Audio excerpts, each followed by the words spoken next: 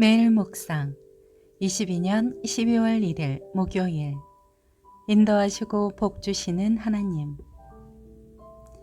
민수기 10장 29절에서 36절 말씀. 그때 모세의 장인 미디안 사람 르우엘의 아들 호밥에게 모세가 말했습니다. 우리는 여호와께서 내가 너희에게 주리라고 말씀하신 그 장소로 지금 떠나고 있습니다. 우리와 같이 갑시다. 우리가 당신을 잘 대접해 드리겠습니다. 여호와께서 이스라엘에게 좋은 것들을 약속해 주셨습니다. 그가 말했습니다. 나는 가지 않겠네. 나는 내 땅과 내 동족에게로 돌아가겠네. 그러자 모세가 말했습니다. 우리를 떠나지 마십시오. 당신은 우리가 어디에서 진을 쳐야 할지를 알고 있습니다. 우리의 눈이 돼 주십시오.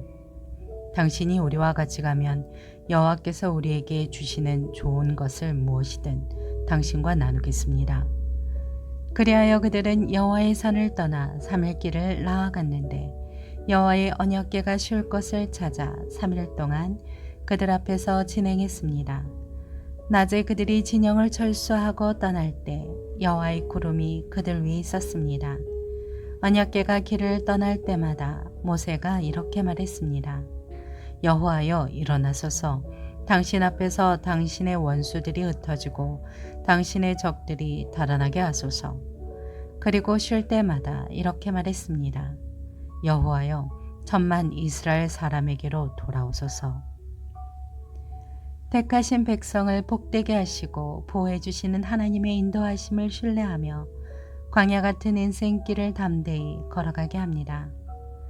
복을 내리리라 29절에 해당하는 히브리어 디베르 토브를 직역하면 선한 말씀, 선한 약속이 된다. 이는 가나안 땅에 대한 하나님의 약속을 가리킨다. 모세는 하나님이 약속을 반드시 이루신다는 확신이 있었기에 호밥에게 함께 하자고 권유했던 것이다. 이스라엘 백성은 가나안으로 향하는 여정을 본격적으로 시작했습니다. 하나님은 그들이 체계와 질서를 지켜 행진하게 하셨습니다.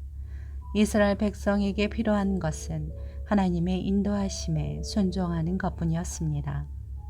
첫째, 하나님의 역사에 동참하는 삶. 모세는 처남 호밥에게 약속의 땅으로 가는 길에 함께 하자고 요청했습니다. 광야 생활에 익숙한 호밥이 이스라엘 백성에게 도움이 될 수 있었기 때문입니다. 하나님은 주권적으로 우리를 인도하십니다. 그러시면서 우리가 그 역사의 재능과 경험과 지식을 사용하여 동참하게 하십니다. 둘째, 순종으로 복받는 삶. 모세는 호밥에게 동행을 요청하며 그를 선대하겠다고 제안했지만 그는 고향으로 돌아가야 한다고 거절했습니다. 그러자 모세는 호밥에게 함께 해주면 이스라엘이 하나님께 받은 복을 나눠주겠다고 거듭 설득했습니다. 우리가 하나님의 역사에 순종으로 동참하면 하나님의 큰 복을 받을 수 있습니다. 셋째, 하나님만 따르는 삶. 이스라엘 백성의 행진을 맨 앞에서 이끄는 것은 하나님의 언약궤였습니다. 성경은 모세나 호박 같은 사람이 아니라 언약궤가 직접 이스라엘 백성이 쉴 만한 곳을 찾았다고 말씀합니다. 이스라엘은 오직 하나님만 의지하는 믿음으로 언약궤를 앞세우며 거친 광야를 안전하게 걸어갈 수 있었습니다. 광야의 이스라엘 백성을 인도하신 하나님이 오늘날 우리의 인생길도 인도하십니다. 하나님은 우리가 지칠 때 쉴 곳을 마련해 주시고 꼭 필요한 사람들과 동역자를 만나게 하십니다. 그렇게 우리를 인도하시는 하나님을 굳게 신뢰하며 어떤 형편에서도 낙심하지 말고 감사를 잃지 마십시오. 삶의 적용. 하나님의 인도하심을 느낄 때 우리는 결단하고 출발해야 합니다. 진리를 향한 하나님 나라를 향한 영혼의 여정을 시작하는 것입니다. 그것은 삶의 성실과 진실과 집중과 인내와 완성이라는 삶의 일상 언어를 완성하는 것입니다. 현실과 이격된 근거, 희박한 공상을 하나님의 뜻이라고 오도하면 안 됩니다.